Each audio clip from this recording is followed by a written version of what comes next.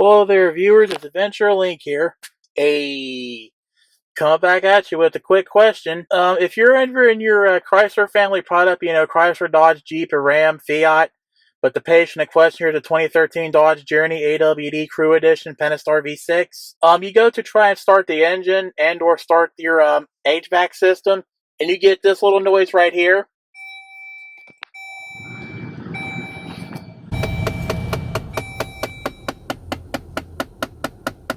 Yeah, that noise. That's your blend door actuator screwing up. So if you get this noise down there and if you feel it down there, then stay tuned, because today I'm going to show you guys how to replace your recirculator actuator or air actuator, whatever that's called. Okay, now step 0 is to remove all the contents of the glove box. It's step 0 because step 1 is to actually take these two tabs here. There's one here, push them down. And if you can pull it out like this with your awesome ninja skills, you don't got to clean it out. But if you want to, be my guest, by all means, and follow step 0.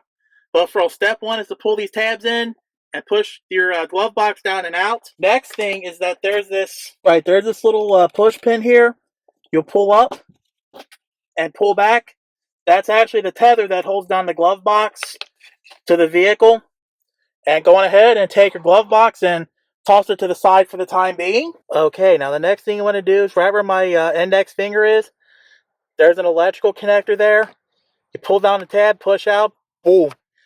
As Taraz Cool would say, boom. Okay, now there's 3 screws here. There's one right there. I can actually wiggle the camera and you can see it. But there's 2 further back, and I'm not sure if you can see or not. Okay, after much fighting, there's actually 2 screws here. This is most likely either a screw back here that someone did this job before and didn't put back in, or there's probably a guiding point. But either way, there's 2 screws here and here that I removed. I'm sorry I couldn't, make a video on how to, get all these screws out. But it's a pretty tight quarter, so unless you got like a full color boroscope and I can actually get in there so I can see all the screws, well, by all means, blink one. Otherwise, this is it. It's part number A as an alpha, 1138002640. I managed to off cam, take this apart. There's a point here you can dig in with your flathead screwdriver or a fingernail or something. There's one here, 2 on this side of the electrical connector. There's one right here, one right here. Of course, there's one right here, and one right here. And I think I already covered this one, but we'll cover it again just to make sure. Heads up, I do believe that the orientation goes like this. The blank side of the gear here faces towards this bolt hole right here. So as long as you got this little provision here, this blank part where it don't have a tooth, as long as you got it facing this hole here, you should be good to go. I rebuilt it, did a bunch of trial and error, hold it in and make sure it opened up and it worked. So you can also, reset everything. But if I was you, I'd probably just go ahead and replace this. But if you can rebuild it and all that, by all means. But know that is the part number that you need to look for. And, well, that's pretty much it. Just go ahead and reverse or removal is your installation. And I'm going to say this is how you replace your blend door, recirculation, and all that motor on your Dodge Journey or other Chrysler product that has this same part number. Let's go wrap this up. Blend door actuators, not too much to say about that, other than the confusion and delay with that, because I thought this was supposed to be for the recirculation door.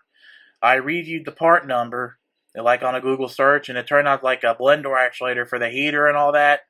And I was like, that can't be right. I thought this was for the recirculation, but oh well, I guess I'll tag this as such, heater, blend door actuator, recirculator actuator. If you feel it was clickbait and it didn't resolve your blend door issue, my apologies, but that's just what Google and all that said when I looked the part number up. Again, I'm sorry that, I couldn't, show off the 3 fasteners that was in there, but I personally got it out with a 6mm angled Phillips head screwdriver. Again, if I had like a full-colored boroscope where I can plug it up in and show you all the bolt holes and all that, well, then I probably could have done that too, but I don't have one of those, so you just gotta live without seeing the hard part, I suppose. I've also heard of people taking out the connection for the fuse box, the behind the glove box fuse box that is, But then again, I've also heard of people, having the car speak in German, so many more electrical problems. I mean, it's bad enough I've got the two that I got, where I got to unplug and replug in the switch and the amp module. I mean, I don't need to make the car, lose its mind any further than what it already has.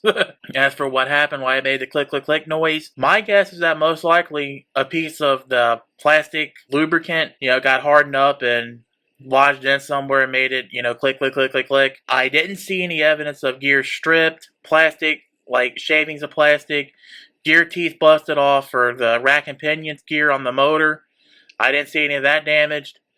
I drove it around, doing DoorDash and all that, with and without the heater on, with and without the blower on, switched off all the modes, turned up and down the temperatures. I didn't get any more clicking, so we'll just see how this goes from here. All part numbers will be in the video description. I know I can at least, give you the part for the angled screwdrivers. I'll get an Amazon link to that in the video description. As for the part number itself, you're pretty much on your own to search Google or whatever for that. So yeah, I'm Avenger Link. Thank you for watching. Thanks for your support, past, present, and future. If you have any questions, comments, concerns, praise, criticisms about this repair project and this show, or any of my other shows, feel free to hit me up in the YouTube comments of this and other such shows I put up on YouTube. Additionally, do not forget to rate and share it with your friends, family, and other people that be subject or interested in the subject matter. And in this case, those that got Dodge Journeys or other such vehicles where this project could apply to. If you got any questions about Dodge Journeys as a whole, there are 3 Facebook groups I will link you to in the video description. The Dodge Journey Nation, the Dodge Journey Fans, and the Dodge Journey Owners Club. Join the groups on Facebook, search up, post your questions, and the fine folks there, myself included, we'll be happy to answer any questions you have in a timely manner. If you never want to miss another video from me again, you gotta ring that bell! Medical bills and social media donations in the video description. You can follow me on social media, donate my medical bills. Check it out in the video description. Any amount helps out, and as Games for the Grave would say, it helps keep this channel and myself alive and undead. I'm going to sign off with the wise words of wisdom from Eric the Car Guy, reminding you guys to be safe, have fun, and of course, stay dirty. And as Eric O would say, viewers, if I can do it, you can do it.